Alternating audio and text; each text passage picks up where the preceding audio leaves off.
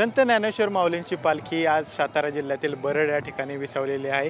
आजच्या मुक्कामाच्या ठिकाणी ही खरं तर पालखी संपूर्ण पोहोचलेली आहे आणि याच ठिकाणी आपल्याला एक वारकरी भेटलेले आहेत जे गेल्या 20 वर्षापासून वारी करतायत आणि विशेष म्हणजे हे वारकरी अंध असून सुद्धा गेले 20 वर्ष ते या संपूर्ण वारीमध्ये सहभागी होतात। आपल्यासोबत ते बंडोपंत आहेत।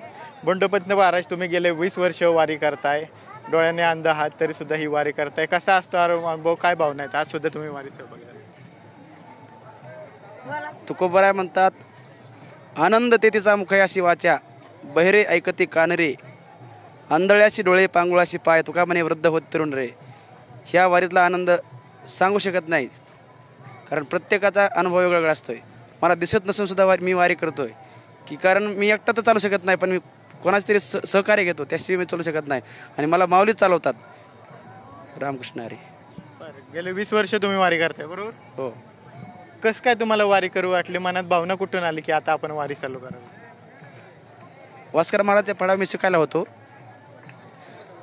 त्यांच्या संस्थेमध्ये शिकाय होतो।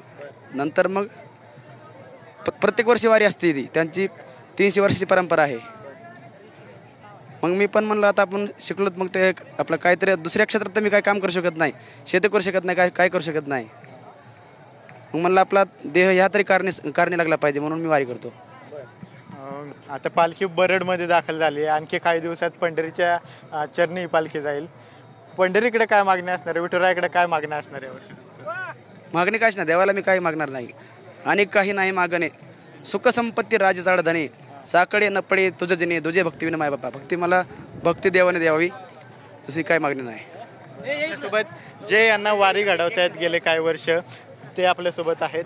तुम्ही गेले वर्ष यांना सहकार्य करताय वारी घडवण्यामध्ये, काय अनुभव असतो तुमचा? अनुभव सांगण्याजोगा नाही आहे असं, कारण इथं कुणालाही म्हणजे असं कंटाळा नाही येत, कितीही चाला, काही पाऊस असू दे, कुणालाही त्रास होत नाही या गोष्टीचा, त्यामुळे कंटाळाच येत नाही आहे।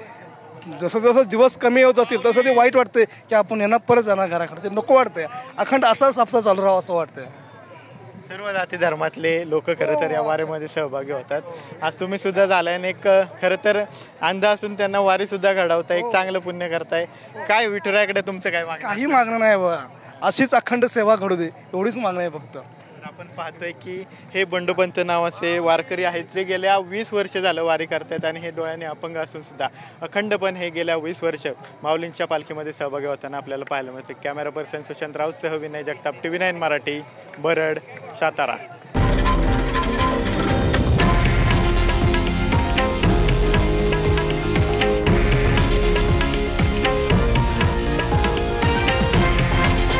हे आहे देशातील नंबर 1 न्यूज नेटवर्क आणि आपण पाहत आहात TV9 मराठी, एकमेव।